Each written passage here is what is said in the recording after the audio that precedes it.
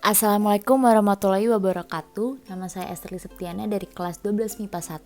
Hari ini saya akan mempresentasikan tentang pengaruh iptek terhadap NKRI. Iptek adalah singkatan dari ilmu pengetahuan teknologi, yaitu suatu sumber informasi berdasarkan pengetahuan ataupun wawasan seseorang, dan diartikan segala sesuatu yang berhubungan dengan teknologi. Nah, kita akan bahas pengaruh positif. Pengaruh positif iptek di bidang politik, yang pertama, kehidupan politik menjadi lebih terbuka, kebebasan dan demokrasi.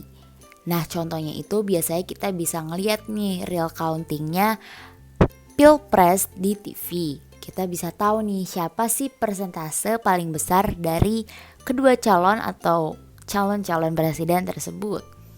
Nah, lanjut ke ekonomi. Meningkatkan pertumbuhan ekonomi. Nah, biasanya di masa COVID-19 ini kita biasanya melakukan apa-apa itu serba iptek, serba teknologi. Kita berbelanja lewat teknologi, kita belajar pun lewat teknologi. Nah, ini bisa meningkatkan investasi asing dan kesempatan kerja yang semakin luas. Lanjut ada sosial budaya.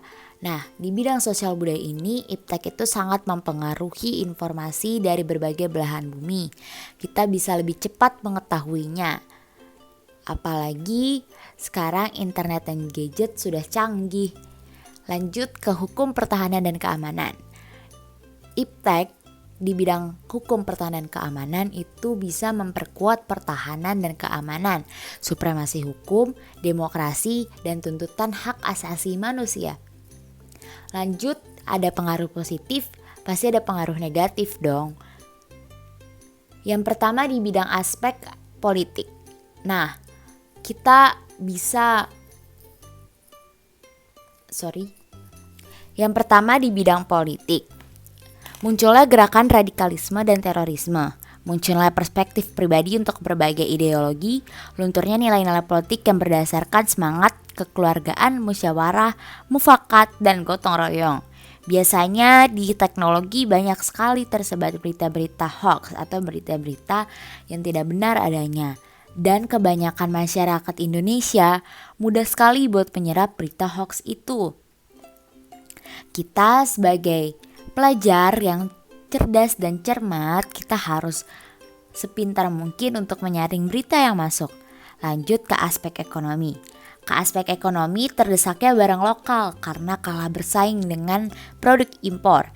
Ekonomi dijajah oleh negara investor dan kesenjangan sosial karena persaingan bebas. Sosial budaya, gaya hidup yang semakin konsumtif, sifat hedonisme, individualisme, kesenjangan sosial, westernisasi, dan memudarnya nilai luhur bangsa. Nah, biasanya anak-anak muda gampang banget buat beli segala sesuatu yang berasal dari luar negeri karena produknya yang bagus ataupun harganya yang murah. Lanjut ke aspek hukum, pertahanan, dan keamanan. Ada tindakan anarkis dari masyarakat, berkurangnya peran masyarakat dalam menjaga keamanan dan kedaulatan negara. Karena biasanya mereka lebih mengikuti budaya-budaya asing. Karena budaya asing mereka bisa bilang, oh iya di budaya sana kan ada perang, jadi pun diterapkan. Lanjut, kita sebagai pelajar yang sangat cerdas dan cermat, dan kita bersekolah dan berpendidikan, kita harus selektif terhadap pengaruh iptek. Pertama di bidang politik, kita harus mengembangkan sifat demokratis, reformasi lembaga politik, menegakkan pemerintahan yang bersih, memperkuat posisi Indonesia dalam politik internasional. Nah, kita harus semangat mendukung warga negara Indonesia dan mendukung politik-politiknya dengan cara tidak ikut menyebarkan hoax dan kita bisa menyaring informasi yang masuk. Lanjut ke ekonomi. Nah, kita harus memperkuat produk domestik, memprioritaskan pertanian, menggunakan bahan baku dalam negeri, tidak bergantung pada badan multilateral. Nah, kita harus nih beli-beli produk lokal yang emang kualitasnya terjamin. Dan kita juga harus support produk lokal, kita sebarkan ke teman-teman kita biar produk lokal semakin maju. Kemudian ada sosial budaya, kita harus terbuka terhadap inovasi dan perubahan, memanfaatkan iptek dengan baik, menggunakan potensi lingkungan untuk pembangunan dan menghargai dan menghormati HAM. Jadi gak ada lagi ya yang namanya pelajar menyebarkan berita hoax.